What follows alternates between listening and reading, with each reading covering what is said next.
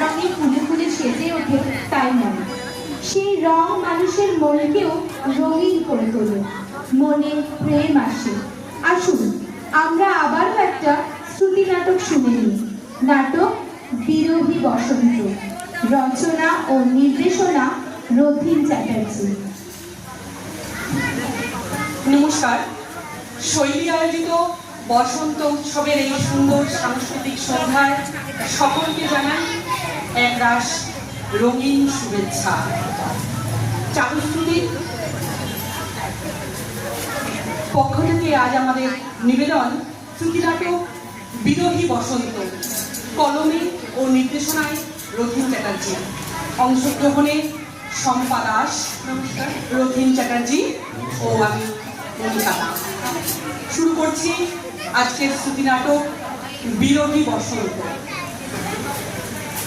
সুমি, এই সুমি, একবার এই ঘরে আয়, দেখে যা একটা জিনিস।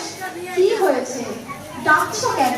দেখ দেখ, এই ঘরের জানলার পর্দা সরাতেই কেমন জ্যোৎস্না এসে ঘর ভরিয়ে দিয়েছে। দেখ, বিছানাটার মধ্যে মনে হচ্ছে কে যেন দুধ ঢেলে দিয়েছে। কত বড় চাঁদ উঠেছে। পূর্ণিমার চাঁদ, কাল যে দোল পূর্ণিমা। দোল এসে গেল?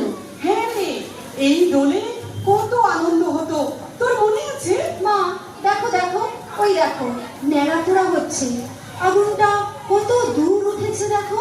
হ্যাঁ, আজ আমাদের নেড়া পোড়া, কাল আমাদের দোল। হ্যাঁ, এইরকম আজ আমাদের নেড়া পোড়া, কাল আমাদের দোল। সবাই মিলে দুহাত তুলে বলো হরি বল। কি মজা! ছোটবেলায় দোলের ঠিক আগে আগে তুই, উমা, রুনু, বাচ্চু, কালু রোজ স্কুল থেকে ফেরার পথে যত রাজ্যের শুকনো নারকেল পাতা, খেজুর পাতা, কলা পাতা টানতে টানতে নিয়ে আসতিস। মনে আছে সেসব কথা? মনে আছে। আর সেই শুকনো পাতাগুলো দিয়ে আমরা সবাই মিলে বুড়ির ঘর বানাতাম। উফ, তোদের সে কি ব্যস্ততা! তাই তো, তারপর সন্ধেবেলা সবাই হাতে মশাল নিয়ে বুড়ির ঘরের চারিদিকে ঘুরতাম আর কি যেন বলতাম, আজ মনেও নেই সেসব কথা। সবকিছু কেমন পরিষ্কার চোখের সামনে ভাসছে।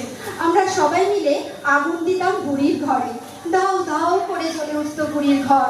আমরা আনন্দে চেঁচিয়ে উঠতাম, লাফাতাম, নাচতাম, আর আগুনের ফুলকিগুলো ঝরে ঝরে পড়তো।